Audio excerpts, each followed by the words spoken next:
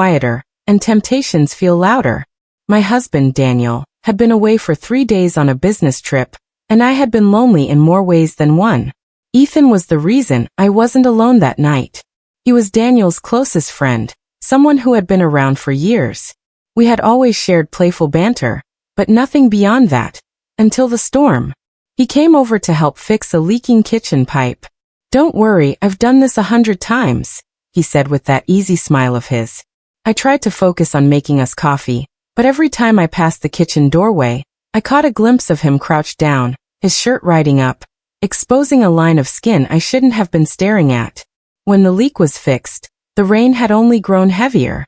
"Road's flooding already," he said. "Might be better if I waited out." I nodded, pretending it didn't bother me, but my heart was beating faster. We sat in the living room.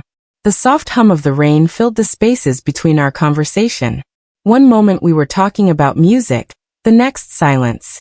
That silence had weight. I didn't even notice my hand resting on the sofa so close to his until his fingers brushed mine. A spark. That's what it felt like, reckless, dangerous, and alive. He didn't pull away, and neither did I. It was like a current had pulled us both somewhere we knew we shouldn't go. My hand moved before I could think, resting on his thigh. He glanced at me, and there was something in his eyes I'd never seen before. Hunger. "Are you sure about this?" he asked quietly. I wanted to say no. I should have said no. But instead I whispered, "Don't stop." When my fingers curled slightly, I could feel him respond under my touch. I felt him harden in my hand. And in that moment, all the boundaries, all the promises I'd made to Daniel, blurred into nothing.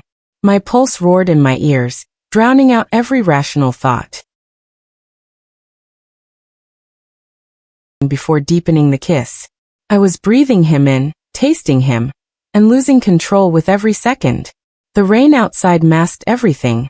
The sound of our movements, the gasps, the surrender. We didn't make it to the bedroom. The couch became our world, and the world outside didn't exist. Every touch was forbidden, but instead of stopping me, it drew me in further.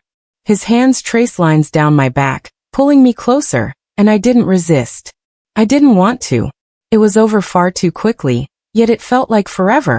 When it ended, we sat there in the heavy silence again, only now it was filled with guilt instead of anticipation. "I shouldn't have," he began, but I shook my head. "We both knew," I said. My voice was trembling, not from fear, but from the realization that I'd just crossed a line I couldn't uncross. When the rain finally eased, he left without looking back. I watched his car disappear into the wet night, my hands still shaking. Later, I sat in the shower, hot water pounding my skin, trying to wash away the evidence, but the memory clung to me. I didn't just betray Daniel that night. I betrayed the version of myself who believed she could never do something like this. The next morning, Daniel called, his voice warm and cheerful. "I'll be home tonight," he said. My throat tightened. I forced myself to sound normal, to smile as if nothing had happened.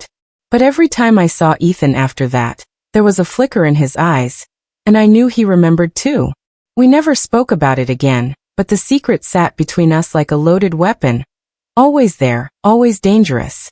And me? I learned something about myself I wish I hadn't.